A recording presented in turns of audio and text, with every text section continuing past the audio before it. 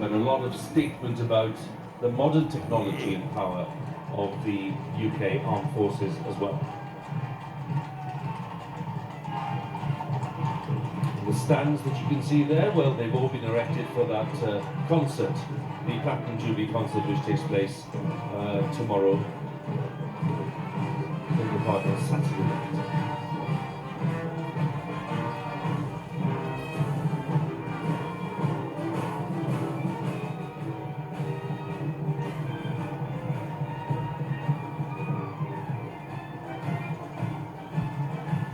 As we see this great site and the heritage and the tradition involved, Jamie, I'm just reminded of the fact that this is one of those very valuable parts of heritage which speaks of continuity. Of course, it speaks of new generations of the royal family and others in the armed services taking part, but ultimately this is a statement about tradition and about continuity, and that gives people reassurance. It does. I think this parade actually, as much as anything else, represents an affirmation of the relationship, not just between Her Majesty and her foot guards, but also with the people of Great Britain. And we've seen the crowds out on the Mall, and there's that lovely triangulation taking place. So as I was saying, plenty to look forward to today after the formal end of the birthday parade. And we are still waiting to see the King's Troop riding into Hyde Park, as they will be. They've preceded the lifeguards here and the Blues and Royals. They're already on their way to fire that resounding 82-gun salute, after which the Queen will be leading the family onto the balcony to watch that fly past itself.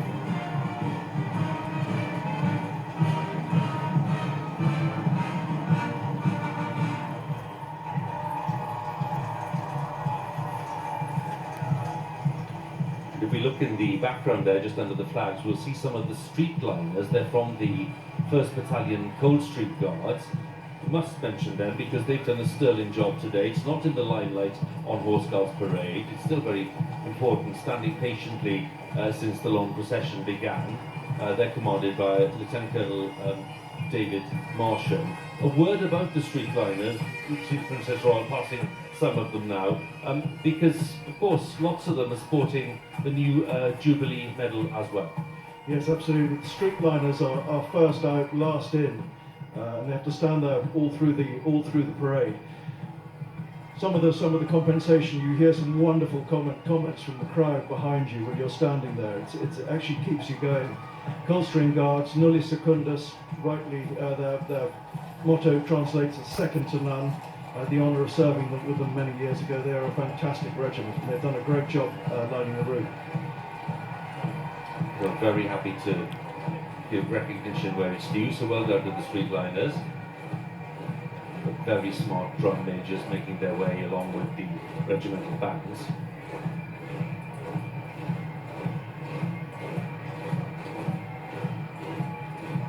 Marching smartly down the Mall towards Buckingham Palace. The principal route to Horse Guards and back, of course. Her Majesty's very familiar with it, so are other members of the royal family, because it is the main processional route. And it's where we get a good glimpse very often of the royal family, a rare glimpse of the royal family gathered together. The Princess Royal there making her way back towards the palace itself, Duke of Cambridge and the Prince of Wales.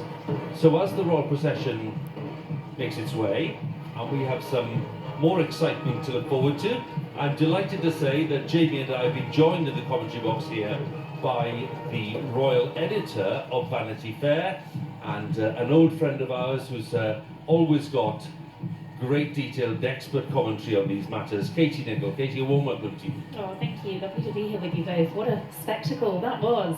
It's astonishing, really, and it's the first day of this 4-day session of Platinum Jubilee celebrations. What kind of a tone did that strike you? Oh, by the way, look at the balcony. Katie, this is exactly what we've been waiting for, to see whether Her Majesty, who decided not to come to the parade, would be able to make an appearance. And this is our answer, isn't it? This is our answer. This is our Queen, our platinum, record-breaking monarch, looking resplendent in blue The Queen who said she had to be seen to be believed. Well, here she is. Crowd is slowly realising who it is that's emerged on the balcony, because it takes a few seconds to sink in sometimes. The Duke of Kent is there, of course, as well, accompanying the Queen, as he does very often. He's Colonel of the Scots Guards. But I think once the crowd realises that Her Majesty's there, they'll go slightly mad. But, they're probably slightly distracted as well by the sight of the guards going past. So, Katie, what did you make of this as the opening event?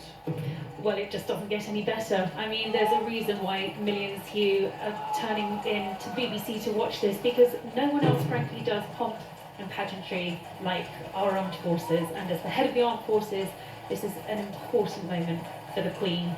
This ceremony was 260 years old. Truth and the Colours marked the official birthday of the British sovereign for that many years. It's a very special occasion, and I don't think we will ever see a pageant Truthing of the Colour ever again. So this is a moment to remember.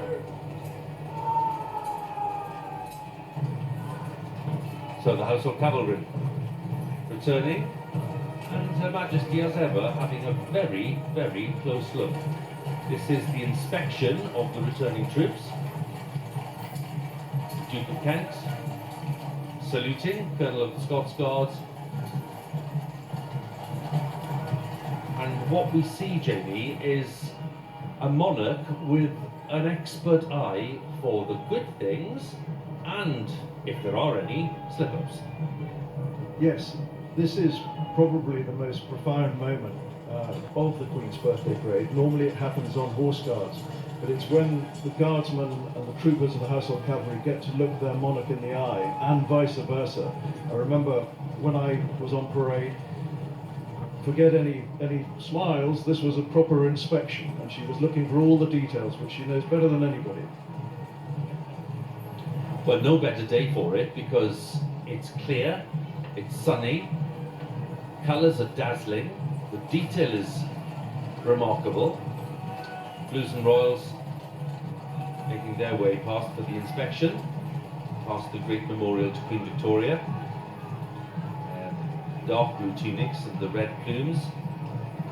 Their colonel, of course, is the Princess Royal, who is riding in the procession.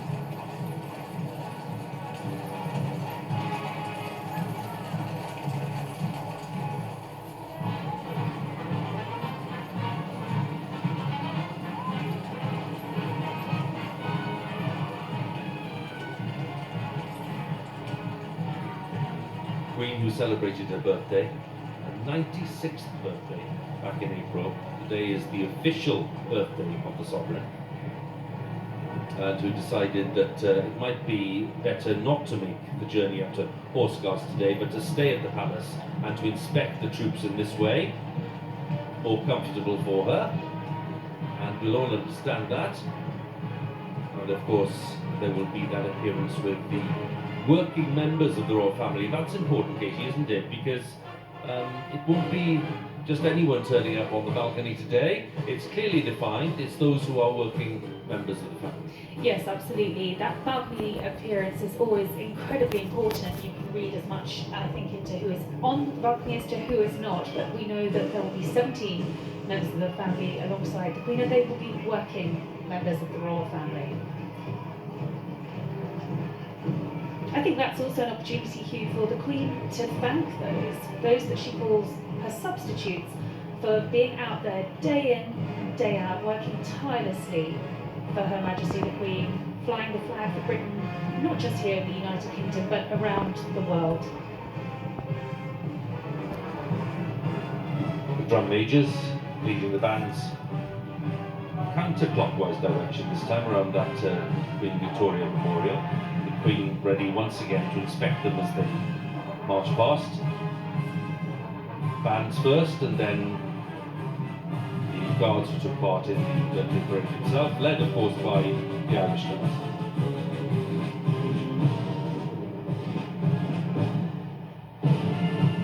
We'll be seeing a lot of this